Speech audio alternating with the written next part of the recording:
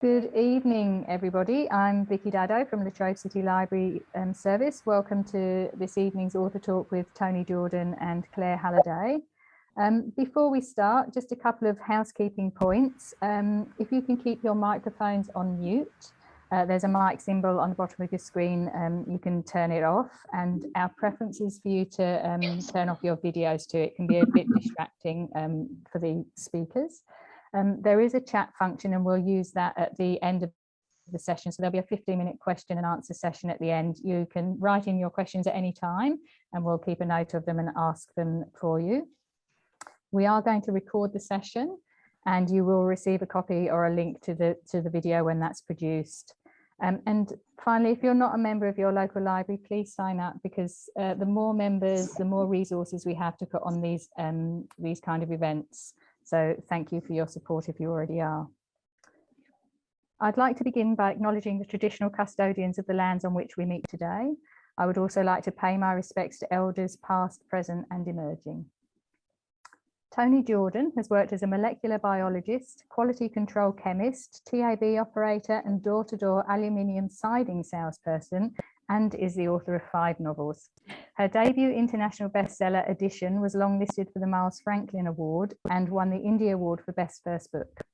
Fall Girl was published internationally, and 9 Days was awarded Best Fiction at the 2012 Indie Awards and was named in the Kirkus Review's Top 10 Historical Novels of 2013. Our Tiny Useless Hearts was longlisted for the International Dublin Literary Award. Toni has been published widely in newspapers and magazines. She holds a Bachelor of Science in Physiology and a PhD in Creative Arts. Her most recent novel is The Fragments, published in 2018, and Toni lives in Melbourne. But as an addendum, we know that there's a new novel coming out next month, Dinner with the Schnabels, and we're very much looking forward to hearing about that later. Claire Halliday has been a freelance writer for 25 years. As an author, she has had 5 of her own non-fiction books published, including Things My Mother Taught Me and Things My Father Taught Me, featuring interviews with Australian identities, exploring the impact of nature versus nurture. She's currently working on a new book, an accompanying podcast, a fascinating tale of a family whose father was accused of being involved in Australia's most iconic murder mystery, the 1966 disappearance of the Beaumont children. Over to you, Claire. Thank you. Thank you, and thank you to the library for making this event possible, and thanks to the fabulous Toni Jordan for being our featured speaker tonight. Welcome, Toni. Thanks, Claire. It's a joy. Now, it is International Women's Day, so there's many questions I have around that, talking about your life as a woman, your life as a woman writer. I've got my International Women's Day celebratory water, bubbly water, but it's in a fancy glass. So I like that it's in a fancy glass. I wish I had one too, and I'd cheers to you, but emotionally I am. Before we start talking about writing, and we definitely are going to be spending a bit of time talking about your new book, Dinner with the Schnabels, but it is International Women's Day, as you've said. And Vicky mentioned, a quite eclectic mix of careers that you've had: molecular biologist, quality control chemist, what was the other one? Aluminium siding salesperson. Yes, and my first job working in my mum's TAB. I was underage. Oh, well, we won't tell anybody about that. But all of those 4 occupations, just, I think, male. And so I'm wondering, especially the science component, unfortunately, in the past, it was considered a very male-centric environment. I believe that's changing a little bit. But tell us about your own experiences as a woman in that environment. Well, I always found I was only ever a research assistant in someone else's lab. And I just didn't have the kind of intellectual grunt required to go further and get a PhD in science. I didn't have that microscopic view. Vicky said earlier, my PhD is in romantic comedy, actually. Through time. So I came from a very different perspective. But working in labs as a research assistant in someone else's lab, it's a very hierarchical kind of arrangement. It's almost like the Navy. There's the captain of the ship and there's kind of the crew of the ship. I had a great experience working in biotech companies and working in laboratories and universities. And then when I went out into the wider world and worked in pharmaceutical companies, that was so much harder. That was really where you came up in the 90s, particularly against that real entrenched sexism that was such a feature of a lot of these big companies. So yeah, two very different experiences. I loved working at in a university. And science is so, there's so many great women scientists that we've forgotten about over the years. I just wonder if I can do this in my chair. Can you see this is my tattoo. It's a bit funny looking on the screen. It's actually, this is called Photograph 51, which is a really iconic image. It's the first a picture of DNA, really. It's the first X-ray diffraction photograph of DNA taken. And it was taken in 1952 in King's College London by a team working for a scientist called Rosalind Franklin. And Watson and Crick, who won the Nobel Prize for solving the problem of the shape of DNA, won it using this photograph, which they were shown without Rosalind Franklin's permission. So they went on and won the Nobel Prize, and she died of ovarian cancer at 36, probably from the X-rays from taking the photo.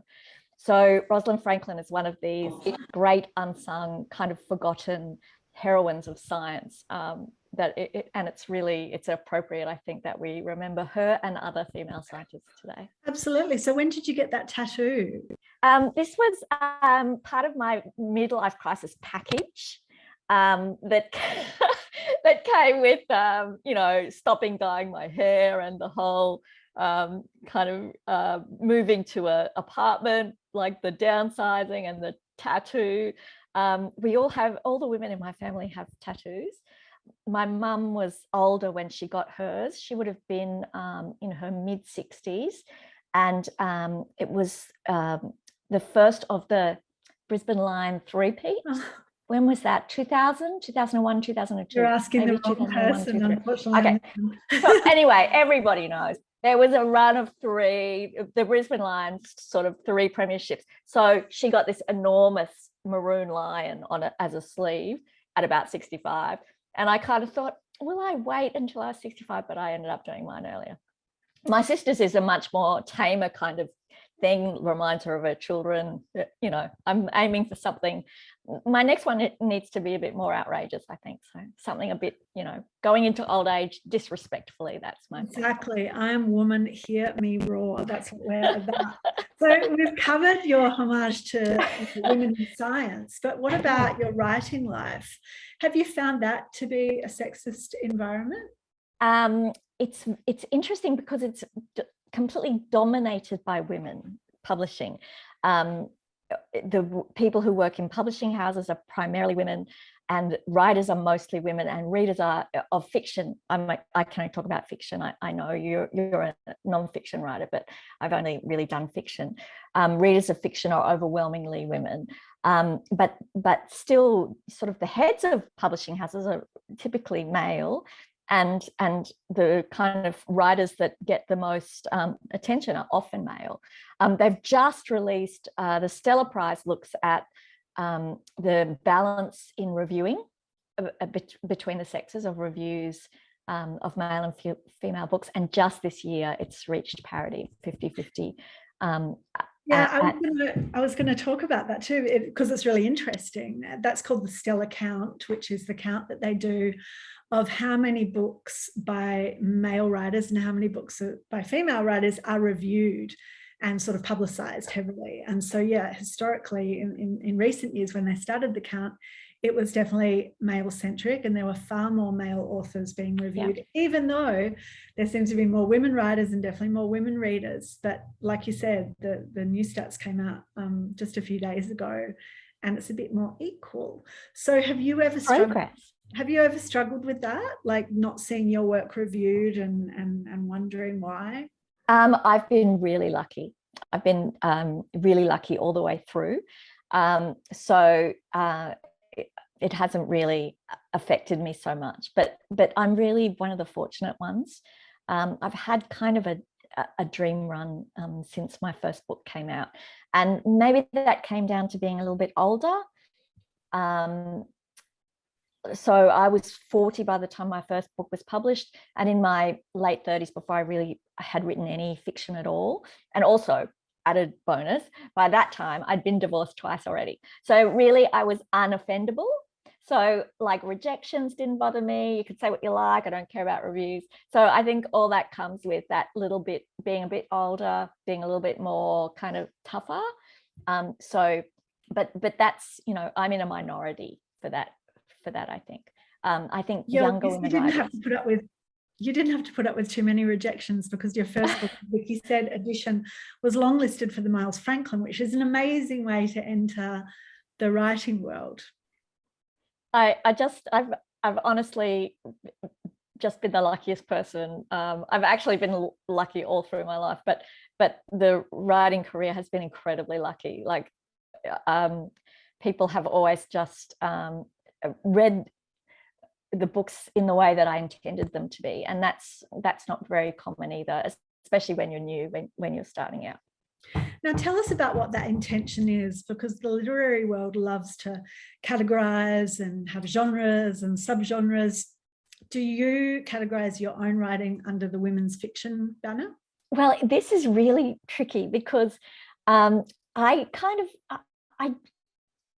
this was something I was unaware of when I started, and I started just writing ideas that appeal to me. So, you know, my first two books were romantic comedies, but the first one was maybe literary because it was shortlisted for the Miles Franklin, but then maybe it wasn't because people thought it was kind of more like a romance. And people actually read it. And sorry? I said, and people actually read it too, because sometimes the more literary it is, unfortunately, doesn't always attract a bigger audience. That's right. And then the third one, 9 Days, is kind of a historical, postmodern sort of thing where it's non-linear chronologically, because I had an idea about that. And it really took me, I was just having fun, really, Claire, because I find ideas really difficult to come by. Like I'm not one of these people who have very many. So if an idea pops up, I feel obliged to kind of do something with it. And it took me just really a couple of years ago before I sat down and thought, okay, so I'm writing all these separate books in all these different genres that look like, you know, they might have been written by different people. What are you actually trying to do here? Like you have the ability to you know, make something that's important to you. What actually is your goal? So that's kind of that was a new thing for me. Okay, so that's an interesting insight into your own evolution as a writer, I guess. But do you feel like the category of women's fiction itself has also evolved in the time that you've been writing? See, even the term, like, I know what it means, and I know that that's what I do. And I know that when the publishers talk about my work, it's called women's fiction. But really, what fiction isn't women's fiction? Because women are all the readers and most of the writers and most of the people in the publishing houses. So, you know, even the term, even though I understand exactly what it means, it's still kind of weird, you know, because all fiction it's regressive in a way. Yeah. But I was thinking about it before tonight's talk, being International Women's Day, of course. And I was thinking, well, you know, we don't call Christos Salakis, like, we just call it fiction. Yeah. And then you have the thriller category. Well, I don't like thrillers, so I might call that men's fiction, but that's also regressive, you know, because that's saying that no women like thrillers. So there isn't a men's fiction category. So why is there a women's fiction category? It's really interesting. And, you know, Christos, his work is absolutely fantastic. These really fantastic, clever analysis of society and the way it functions. But that's also what Liane Moriarty does.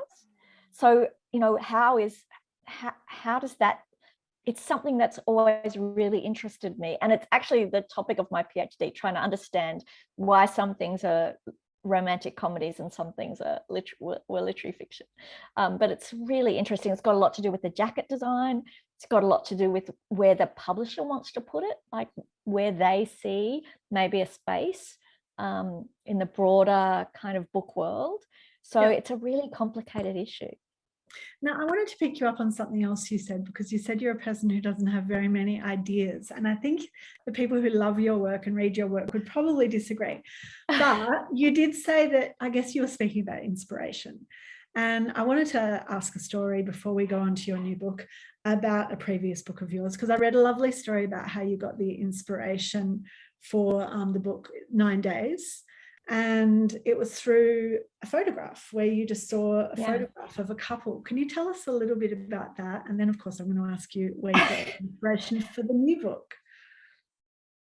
So 9 Days, I genuinely, I'd finished the book prior to that. It was a romantic comedy called Fall Girl. It had come out, all done. And then, you know, that's my job now, right? I'm a writer. So once the last book is done, I've got to kind of do the next book, right? That's how it works. So I'm sitting there, nothing, right? And I'm in a very fortunate position where I have publishers in other countries and they're all emailing and they're saying, what are you working on? And I'm going, you know, like that, you know, when the teacher says, have you started your assignment? And you're like, oh, yes, I've started it. I haven't started it, Claire. And then my publisher here in Melbourne rang up and said, no, really, what are you doing? And I said, I had nothing. And he said that he had a photograph that he had found some years earlier in the Argus collection in the State Library of Victoria. And he always thought that perhaps he would publish a book with this photo on the cover, and would I like to have a look at it? And I thought it was so unlikely, because I'm the least artistic person you would ever meet. Like, I've got no music, painting, drawing kind of side to my brain. I've got no other than writing, I've got no, you know, artistic expression at all. But I thought, oh yeah, I'll have a look at it. So he sent it over, and you know, over the next few weeks, I just fell more and more in love with this photo, and just really sort of wanted to make up a story that would explain what I was seeing. It's a picture. I don't know if I haven't got it right in front of me, but it's this very iconic photo now of a soldier going off to World War II, and he's leaning out of the carriage of a train. And on the platform, there's a young woman reaching up, trying to kiss him goodbye. And she's being held up by another man. She's sitting on the shoulder of another man as she's sort of reaching up to kind of kiss him goodbye. And, you know, gradually the story kind of came slowly, like little bits of it came together. And yes, my publisher did end up publishing the book with that photo on the cover. So it just goes to show that ideas are everywhere if you just kind of look for them, I guess. And if that is one of Toni's books that you haven't yet read, I'd totally say that you should look up the photo, because it is a great photo and it really captures a particular moment in time. I always find any historical photograph fascinating to look at, what they're wearing, the hairstyles, everything. And of course, the emotion in this one is quite intense. And yeah. Now, Dinner with the Schnabels is your next book coming out quickly in just a couple of weeks, isn't it? So yeah, 30th of March. So oh my goodness, oh woman of no ideas, how did this story come about? Well, this one was a little bit more strategic. Like, as I said in the past, I'll just write a World War II book. Oh, I'll just write a romantic comedy, really whatever popped into my head. I never imagined that I would be a writer, Claire. Like, I didn't grow up with, you know, mum had a TAB agency and dad was a greyhound trainer. And, you know, they weren't kind of reading people. And it just seemed like, I mean, I knew people wrote books, but they weren't people like me. And once I started doing it, I just got so excited about the breadth of different stories that I could tell, and kind of just did things as they occurred to me. And a couple of years ago, unbelievably, January 2020, so kind of 2 months before everything went to shit, I kind of thought, what do I really want to do? I really want to make people smile. That's what I want to do. So I thought, okay, I'm going to write a family comedy, and with a really clear goal in my head of that's going to be my intention, and that's hopefully going to be my intention for the next few books. So hopefully, there's a more sort of consolidated feeling behind them. And then just after I'd begun, like I'd written the very first 1,000 words, it became obvious that in fact laughing would actually be really useful right now, like a really handy thing to get people smiling and laughing. And I was really thrilled that that this was a project that I felt was certainly helping me through 2020 and last year as well, but might make other people smile as well. But I think writing deliberately to get that smile or that laugh is kind of scarier, and it's easier to make people cry than it is to make you're so right, because it's so subjective. The things that different people find funny is kind of a bit scary. So you kind of think, oh my God, what if no one thinks it's funny? Like everyone, what if people think it's lame? So that is, yes, an ever-present kind of fear, but I was really determined that I wasn't going to just follow the story. I was going to try and achieve something with it. And so how do you achieve that? Do you have sort of a loyal cast of friends or family who will be your first readers and give you an honest opinion? I don't really. I've always just been the kind of person who I've just felt always since I was a small child that much of the world just never made sense to me. Like it just seems, so much of it seems ridiculous and hilarious. And I also, my family is very funny. My sister is the funniest person you could ever meet. Whenever she lives in Queensland, and whenever I sit down with her, like I pretty much wet my pants. And my mother was hilarious, and my grandmother was hilarious, and we just have this. I've been very lucky in my family, but things have always struck me as kind of ridiculous. Lots of things.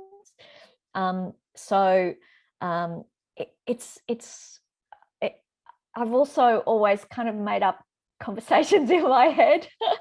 I used to get in such trouble as a kid, because my parents would speak to me and I'm daydreaming of something else. So yeah, I just kind of think about things that I think would amuse me, I guess. So it started with you just wanting to amuse yourself and others, but tell us more about the story. And we don't want to give any spoilers away because it's just coming out. People won't have read it.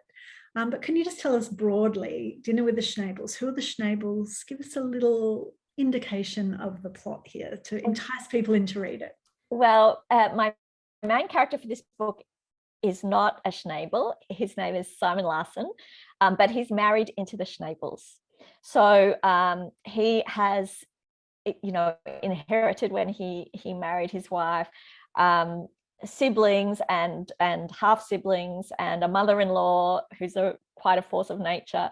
And Simon is a very sweet and loving person who adores his wife and adores his children.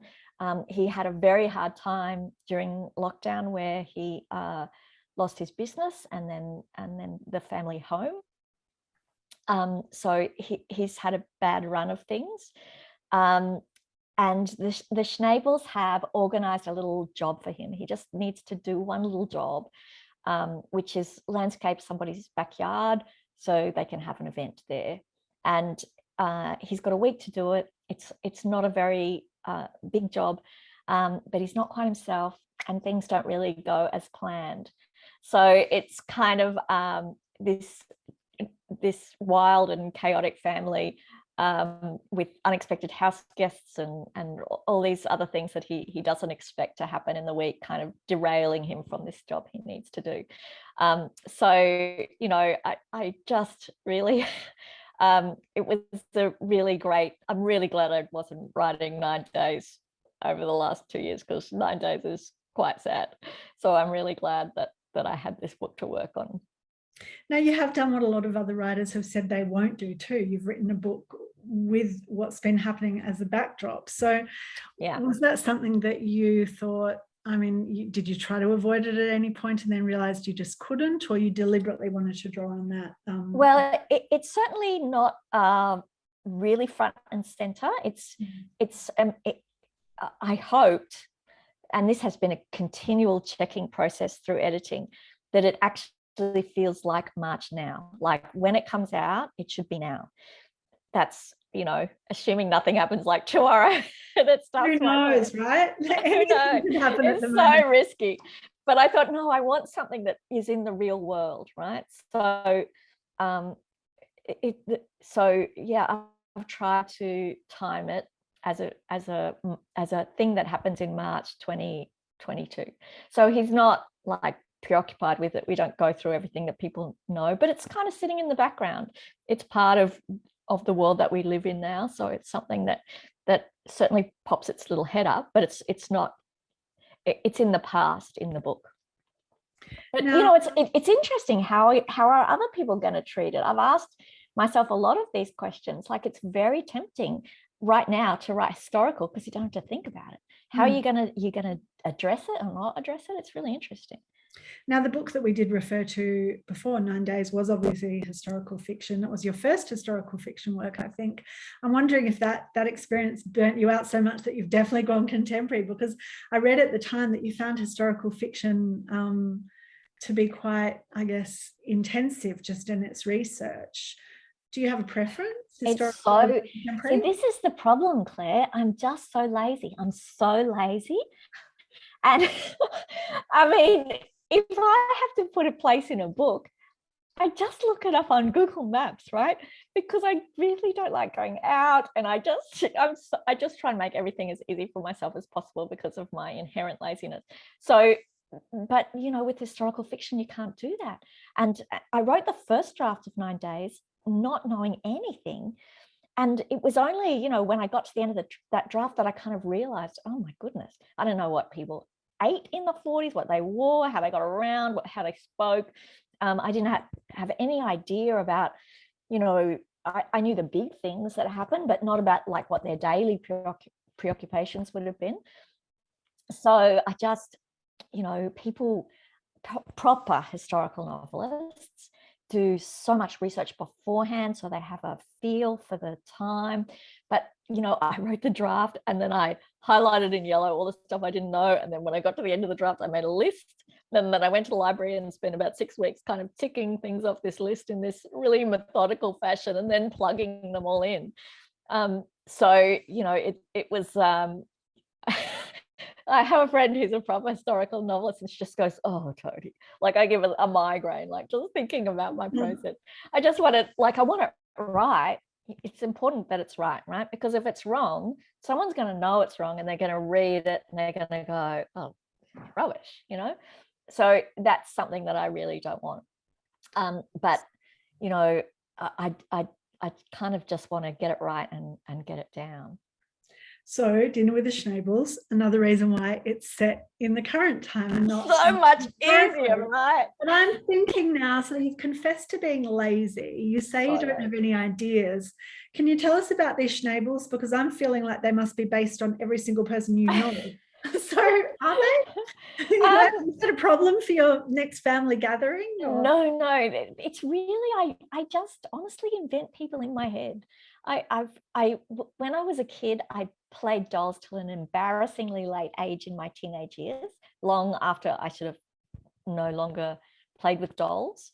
And I just was always like Barbie and Ken. This is me pretending, oh, like I haven't got any dolls, but this is like, you know, with these enormously complex worlds like Days of Our Lives, except with Barbie and Ken, like an enormous landscape set up on the other side of my bed with, you know, Barbie Camper and, you know, what was Barbie's sister's name? Was it? Skipper was the cousin, wasn't it? Or Skipper. sister? That's right. Yeah, I had a Skipper, and I also had one called Cindy. Anyway, they all had their own backstories. It was extremely complex.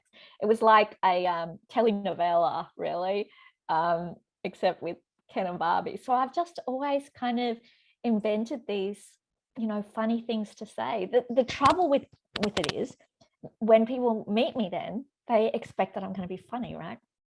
But it's easy to be funny when I have a document on a computer that I can look at every day for 8 months, so I can find something and then plug it in, right? So I'm not very funny in person, which always disappoints people. But then when I get home or the next morning, I think of something funny that I should have said the night before. So I've definitely got the writer temperament rather than a, you know, stand-up comedian or something. Now, you've given us a little snippet of an insight into Simon, the main character in Dinner with the Schnables, but tell us about some of the female characters that surround him, because you mentioned there was a quite a strong character in a mother-in-law, and I'm sure many of us may recognize one of those from our own lives. What other one have you got in the book? Well, it was a big decision actually to go with a male main character. I've got male characters in 9 Days, but I've never had a main character, like the protagonist of the story, be male before. And the reason that I thought I wanted to do this is that I really wanted to spend a bit of time on this family and look at all the members of the family kind of in turn. But I wanted the first meeting of them, the first time you meet them in this book, to be from someone slightly outside, someone looking at the family, you know, from a slightly removed perspective, so that you get a kind of a sweep of them. So I decided on, you know, the son-in-law, and, you know, he was fun to write, but it's just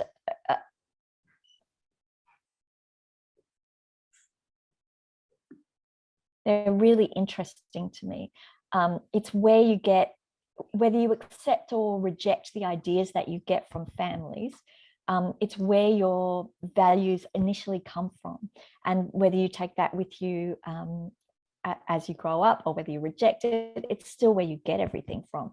It's where you get your really ideas about how the world works. And I just thought there was so much kind of interest in the family. And Gloria, the mother-in-law, she's one of these people who is just oppositional. So, you know, she's just, you say it's black, she'll say it's white. And then if you say, okay, it's white, she'll go, no, it's really black. Like, she's just one of these people who just refuses to go along with what other people think. So she's really been a delight to write dialogue for. Writing dialogue is my favorite thing anyway. And it's been just fun writing dialogue for her. I feel like sometimes, like, I've heard criticism of male writers writing female characters that don't seem authentic. But sometimes I think if you are the opposite gender, maybe you're observing the male or female in a more objective way, in a way that you could be more authentic and realistic in writing a character that's not your gender. Did you find it harder to write a male than you do to write females? Well, the thing about Simon is, you know, I did this a bit in addition to my first book.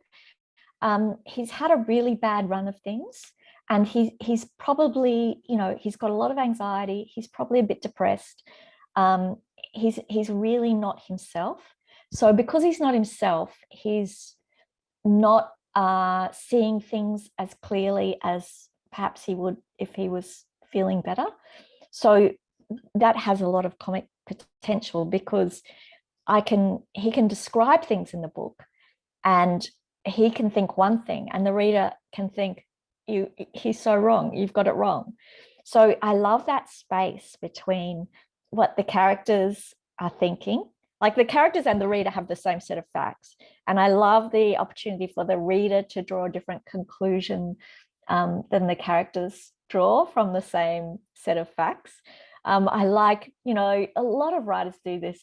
I'm thinking particularly of the great comic crime writer Shane Maloney, who wrote comic crime in the 2000s, and he had this like amateur detective, as you do in comic crime, and the reader was always one step ahead of the detective, like with the same set of facts.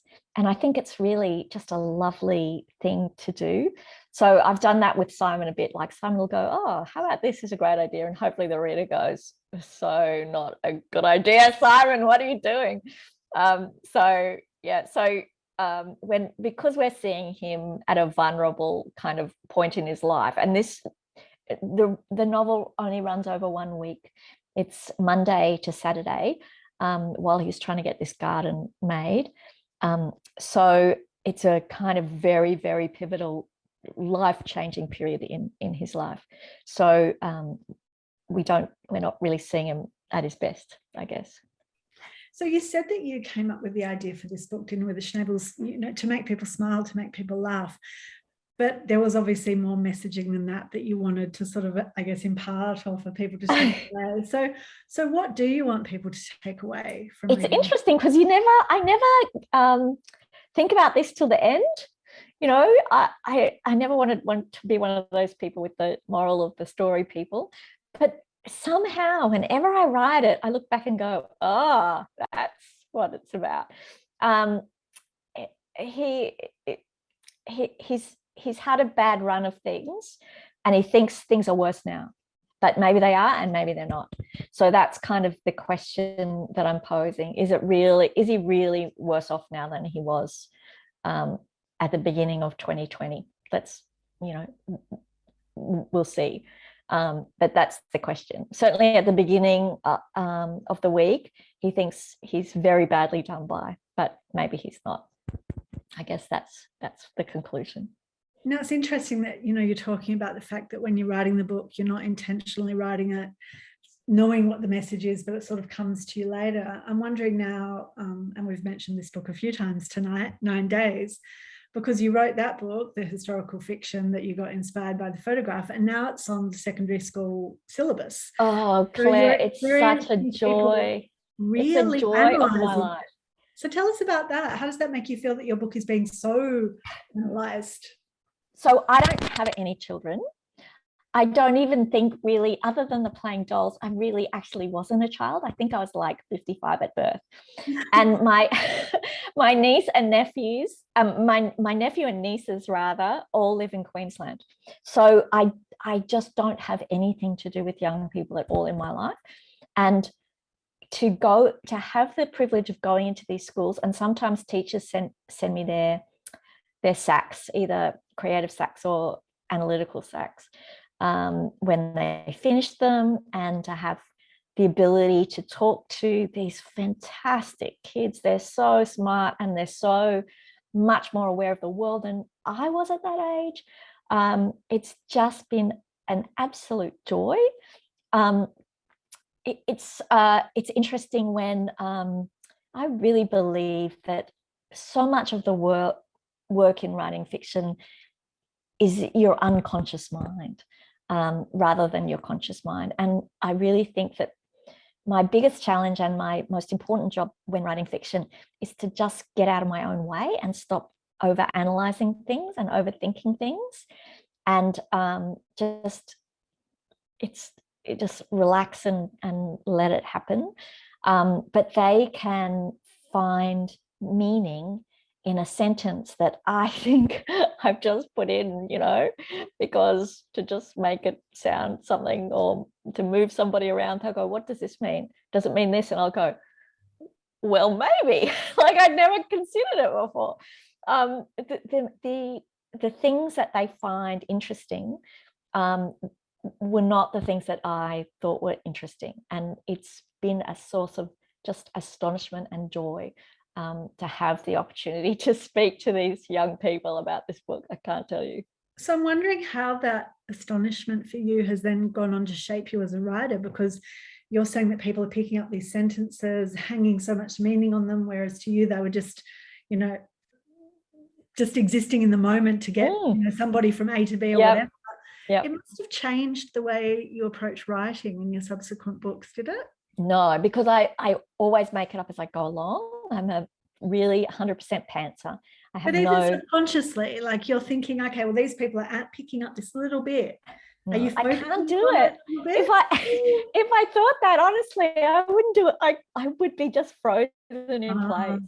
I've just kind of I try not to think about things, and that's why I'm very big on, I have daily word counts that I set myself every day to when I'm working on a project, and I'm very clear that they're vital, right? How many words I'm going to do, blah, blah, blah, blah, where I'm up to. I have a whole schedule of things, but that's not the project. That's just keeping the front of my brain busy, counting words and knocking itself out so the back of my brain can do the work. I can't think about anything like that until we got to the end. But this book, The Dinner with the Schnabels, is the first book that I've been on contract for, that I have that I knew it was going to get published before I wrote it. All the others I wrote and then sold. Okay. So I was more confident that this one would come out. Now, I'd like to dig more into your writing process if we could, because in any library talk, I think there's always people who maybe are budding writers or perhaps already writers out there. It is 7:15, so I definitely do want to make time for people in the audience who may have their own questions. So audience, if you have got a question, now is the time to type it, because I definitely like to come to them in just a few moments. So please do make sure you send a question in for Toni. I'm sure she'd love to answer it. But I just wanted to ask you how long it actually takes you to write a book when you're not bogged down in that nasty historical research, and what your daily word counts are. I am seriously a machine. I work 4 days a week because I have a day for admin, and you've got to return emails and do things. And so I write read people's sacks. So I write 4 days a week. I do 1,000 words a day for each of those, so 4,000 words a week. And I have a big whiteboard where I have all the word counts written up, and I am absolutely ruthless. Like, I will be sitting in this chair at 11 o'clock at night if I haven't done my 1,000 words. And in no way am I confused in thinking that that's what makes the project. That's just keeps my brain busy. And when I'm thinking about that, it's out of the way, so my unconscious mind can do the work of coming up with things about the story. But is that this book? Okay, go on. So this book, Dinner with the Schnabels, is actually the quickest. I wrote this in 7 months, and that was done. And then last year I wrote the sequel to Dinner with the Schnabels, which I will finish at the end of next week. So I'm really, it's been an extraordinary couple of years where I haven't been able to do anything else. But I really just worked very hard.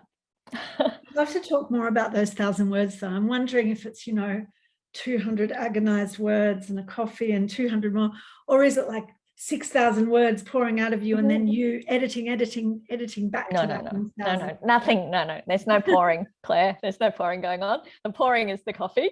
Okay. I just know that what happens is, at the beginning of a project, I say to my brain, the beginning of the project, I take it a bit easier, right? 100 words here and 100 words there while I'm trying to get the feel for things, right? But when I get into it, I say to my brain, right, 1,000 words today, right? And my brain goes, no problem, 1,000 words, we can do that. No problem. It's still early, it's like 9:30. Let's just have a quick look at Facebook and then we'll get straight to the 1,000 words. And I go, okay, right. So then we look at Facebook and we do 50 words or whatever. And then my brain says, if we had a coffee, it would really help those 1,000 words so much better. I go, okay, right. Still, like, it's only 11, we'll get the coffee. So we get a coffee anyway, blah, blah, blah.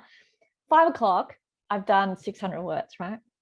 And then my brain says, well, it's the first day of a project. 600 words, not shabby. We'll come back fresh tomorrow and definitely hit the 1,000 words. But then it's my job to say, excuse me, we said 1,000 words. That means 1,000 words, right? And my brain goes, but dinner, like Netflix. And I go, no. So the first like week or so is really hard, right? But once you make yourself sit in the chair and do the 1,000 words till like midnight, the next day, your brain is like, right, let's just get down to it. Like your brain does not want to be in that chair at midnight any more than you do, right? You just have to show it that it's like, I like dogs. I'm a dog person. I really like puppies. And I think it's the same as a puppy. So you've got to be firm and consistent and loving. Like you can't give it ridiculous things like 5,000 words a day. It would fry, right? So you can't be unkind or cruel. You'd be firm and consistent and reasonable. And, you know, there are consequences and after a little while, your brain will go, oh, she means business. Oh, okay. If she means business, we better just mean business. And that's how it works. And so the 1,000 words, are they written in order? Yeah, in order. I can I have to start with the first page and move forward to the last page. And there's no other way I can do it. Okay. Cannot envisage anything out of order. But I never know when I sit down. If you got rolling on a character, you could go, oh, then this happens to him over here, and I'm going to write that through, and then that happens to him there, and I know how his story goes. My throat is closing up at the thought of like, no. Okay. Oh my God, that's terrifying. There would be holes, Claire. I'm just asking. Calm down. It's International Women's Day. We're supporting each other. I'm not attacking you. And I wrote 9 days. I used to teach. I used to teach fiction at RMIT in the Bachelor of Arts in Creative Writing.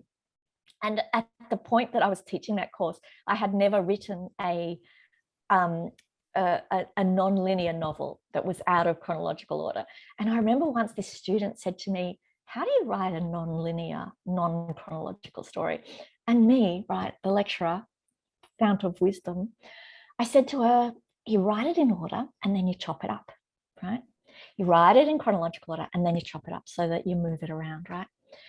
Of course, that's not how you do it. When I came to do it, I could not envisage it that way. I had to write it in the order that the chapters appear in the book.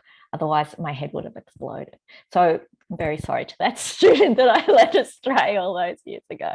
Are you a David Bowie fan? Because I watched a documentary about him and he cut up poetry and stitched it together, and that's how so maybe you saw that and thought maybe I didn't, but yeah, that would make more sense to me intellectually, but my brain I can only work I'm a very A to B kind of person. Well, on that note, we might say if anybody in the audience does have a question for you, and if not, I'm sure Vicky, who I know is a big fan of yours from the library, might have her own questions. Vicky, over to you. I do have questions, but there are questions in the chat. The first one is a comment from Kate, who was referring to your earlier part where you kept saying that you were lucky, and she said it's not luck, it's talent, and I agree wholeheartedly. Thank you, Kate. A question from Felicity. Felicity is a teacher and her year 12 class is studying 9 days at the moment, and she says it's an absolute delight, and yes, the students are loving finding layers of meaning within the text. Thank you. Thank you. That's so lovely, Felicity. Thank you. Another question from Kate. You are a master of tension and pace. How do you hold on to all of the threads of the story when it starts to get large and unwieldy? And she said, in brackets, I struggle with this. It's like trying to bite a watermelon. That's a very good analogy. It's funny that I really think that humans have an inbuilt understanding of story. So when you dream, for example, dreams don't make sense in any kind of logical way, but there is kind of some kind of narrative thread. Something happens, something else happens, and something else happens. And I think you can just get into the rhythm of understanding kind of the nature of stories and the structure of stories. 9 Days was the most complicated book I wrote like this because there are little clues that happen out of order. So when you read the chapters, because it's non-chronological, you read something and it's not until like 4 chapters later when you're back in time that you read something else and you go, oh, that's why that happened. So my editor at the time said it was like editing a Rubik's Cube because of the way everything fit together. In 9 days, I had a spreadsheet, but Dinner with the Schnables is a simpler story. And that's why I was glad that my first book, edition, simple story, single narrator, defined period of time, the simpler it is, the easier it is for that to happen. But I love this idea of trying to bite a watermelon because the story is so big and you're thinking, how could I possibly attack this thing? I know exactly how you feel, Kate. Thank you. Vicky, other questions? There is another one, but it may have been answered, but I'm pretty sure you'll be able to make some additions. So Sharon has says, do you plan your stories or do you fly by the seat of your pants? I am a pantser, absolutely. Thank you, Sharon. As I said before, I just, I have this debate often with my friend Graham Simpson, who wrote the Rosie Project, who is the world's most accomplished planner. He can spreadsheet his novel like to this fine art, and I truly just never know what's going to happen when I sit down every day. My way is less efficient, right? That's true. So of the 6 novels that I've had published, there's also 2 full manuscripts that when I got to the end just made no sense at all. They were just dead things that had no internal logic and were about people no one cared about, and it just was a complete waste of time.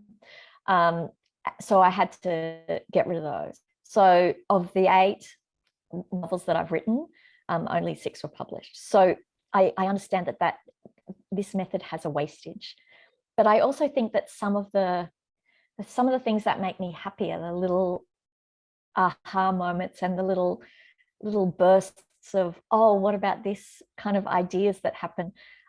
It's because I'm finding my way through the story. I like the analogy of a sculpture that's already inside the piece of marble. I just have to chip away at the excess bits of marble to find the sculpture that's already there. Now, by the way, Graham Simpson has a new book coming out too, for those who are interested in writing, and it's called The Novel Project. And it's him revealing his method about how he does write. So that's an interesting one. But I think you do some planning, because you mentioned a spreadsheet, and there was a question that popped up, Vicky, that did say, tell us more about the spreadsheet. Yes. So, but the spreadsheet comes into place at the end of the first draft. So I write the whole first draft, and then I have to think to myself, oh, it's got to all make sense. It's got to all hang together. And especially in 9 days where I wanted it to feel like it was the real world. So, I wanted the weather to be right on the particular days, and I wanted to have a sense of what these people are going to the movies to see or listening to on the radio. Like, I wanted the real world. And also people, there were things that had to happen, like people had to be certain ages for things to happen. So I did this enormous spreadsheet with the dates that I have, which are actual days. I know each one of the days and the ages of all the characters and everything that was kind of happening in the world. But that doesn't come into place until I've written the first draft, because until I've written the draft, I don't know who the people are. And if I don't know who the people are, I don't know what needs to happen to them. So I'm just going to squeeze in one more question, Vicky, before I go back to you, because while we're on that planning, and we did want to give your new book a big plug. So with Dinner with the Schnables, given that it's only over the course of about a week, was there, a whiteboard or a spreadsheet? Day 1, key event. Day 2, was it simpler? Yeah, and I didn't do any of that until the end. The hard work in Dinner with the Schnables is something that plagues me throughout my writing career, is that I can't describe people. People just change appearance all through my first drafts. They change in height and eye color and skin color and hair color and facial structure. And there's always a lot of work at the end of that first draft where I have to go, what does this person actually look like? And I used to have this trick where I used to log on to RSVP. You know, RSVP, it's a dating site. And you get to pick the, like I want a man, like I don't want a man, I have a husband, but, you know, he's going to be, you know, 30 and he's going to have this and this and this, and it shows you people's faces. And you can, I kind of go, oh, so, okay, roughly, like, it's not like I'm describing someone who's on a RSVP, but I can go kind of roughly, okay, I want somebody with like a little pattern baldness here or whatever. And so I can make it like sound like a real person. That takes a lot of work at the end of the first draft. I'm thinking about the people that might have noticed you viewed their photos suddenly sending you messages. That's another story. Vicky, are there other questions? There is another one, but I'm just going to go out of order because I think we're touching on it still. Felicity has asked, so you go back and add the foreshadowing after the first draft. It blows my mind to think that you found your way through 9 days. But Felicity, you know, it's amazing how often, like, even saying this, I know it sounds weird, but I'll think of something, right? I'll be at the end and I'll go, oh, in order for this to work, I need to lay some clues, just the foreshadowing, as you say, to show that it's going to get there. And then I go back to the manuscript and it's already there.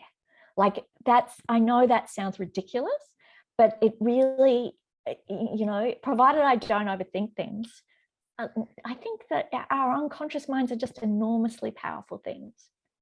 Vicky, I've got to interrupt one more time. I'm sorry, but I've just noticed, because I asked Toni before if, you know, her characters were based on real people, and there's somebody in tonight's talk whose surname is Schnabel.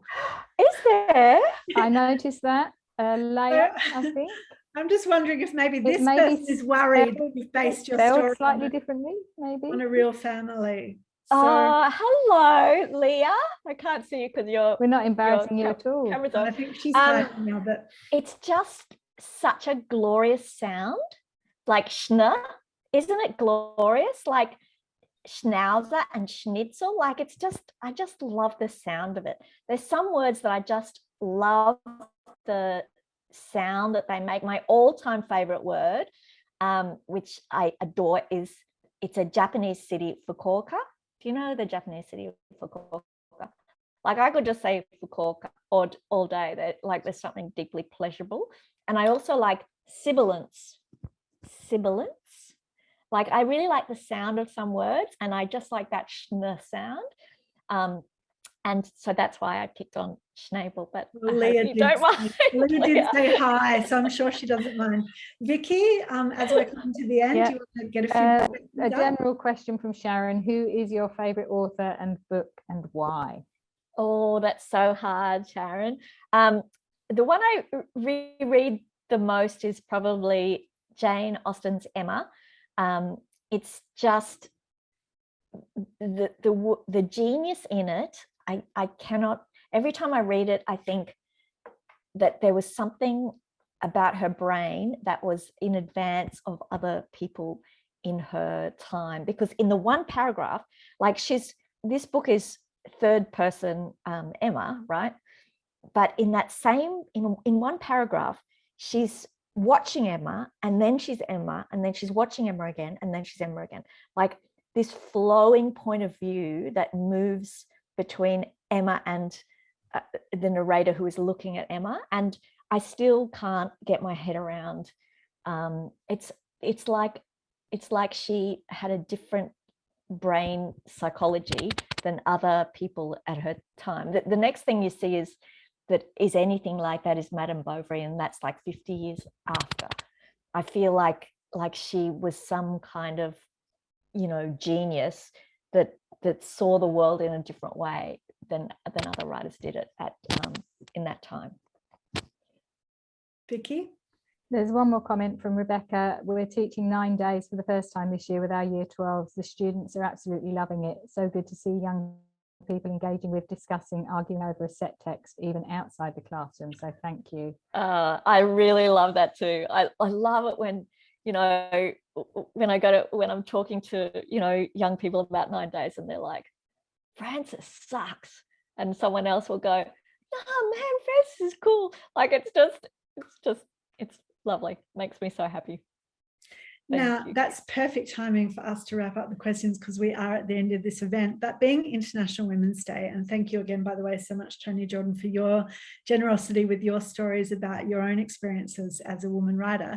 Can you leave us with any more tips about female writers that you're reading now, like maybe Australian even female writers that you'd love to give a plug to? I would love to. I've just read Paddy O'Reilly's Other Houses, which is a fantastic story about a cleaner whose husband gets kidnapped and she's got to find a way to try and get him back. I'm just reading, let me just look at the title, Caroline Pettit, The Natural History of Love, which is historical fiction set in, I think, South America in the 1800s. What else is on my pile? And I've still got Leanne Moriarty's Apples Never Fall in front of me. So I've got 3 fantastic women that I can dive straight into. Well, thank you so much for sharing that. And the next book that we all should be diving into is, of course, your new book, Dinner with the Schnabels. So when is it actually out? It's the end of March? Yeah, 30th of March, or, you know, a couple of days around there. Yes, so it'll be in your libraries, I hope. Vicky, you've got some coming in. I want to be first on the list, but I have a feeling that it's going to be a very long line of people waiting to get their hands on that one. Can I just quickly say how much I love libraries, because you can change your state and partake in art, and it costs you nothing. Like, it's the ultimate expression of the democracy of being able to join in with other people in sharing a work of art, or without any kind of expense. It's just fantastic. Well, that's a good note for me to give a plug, actually, because I saw a writer friend of mine just on Facebook today put a plug up for Lismore Library, which has lost all its books waterlogged. And there's a call out for donations for authors and publishers and people to send books to Lismore Library. And if you Google it, there's like the email address of the person involved within the library network. And it sounds like a great idea for anyone who might be listening, who has connections to publishers or the writing world, to help out these people. And if you make them Australian women writers, then you're helping out a lot of Australian women as well. So that's great. Thank you so much to the library for making this event possible. And thank you so much for everyone for being such a good audience and asking questions. And thank you again, Toni. It was such a joy, Claire. Thank you so much. And enjoy your celebration of International Women's Day. Thank you. Thank you both for this extremely fun evening where we got to explore your brain. And there are plenty of comments coming up in the chat about how wonderful it's been. So, and I think everybody has thoroughly enjoyed it. Thank you very much for your time, both of you. Thanks, Vicky. Thank you. Thanks, See you Claire. next time. Thank you. Bye. Bye.